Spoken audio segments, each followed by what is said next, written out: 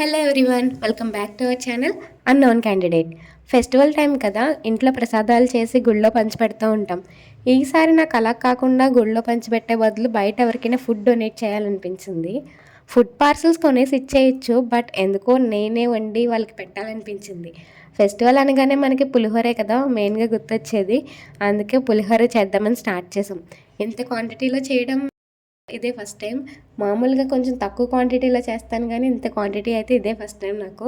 And mummy help అయితే ఉంది. Mummy help లేకుండా అయితే నేను ఒక్కదాన్ని ఇంత చేయలేను.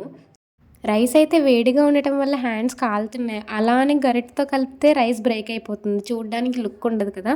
ఇంకా అందుకే హ్యాండ్స్తో కలపాల్సి వచ్చింది. పులిహోరలో మెయిన్ కాంపోనెంట్ ఇంగువ. ఇంగువ వేయడం వల్ల టేస్ట్ అండ్ స్మెల్ చాలా బాగుంటుంది. వేరుశనగ నూనెతో చేయడం వల్ల టేస్ట్ అయితే ఇంకా బాగా ఎన్హాన్స్ అవుతుంది.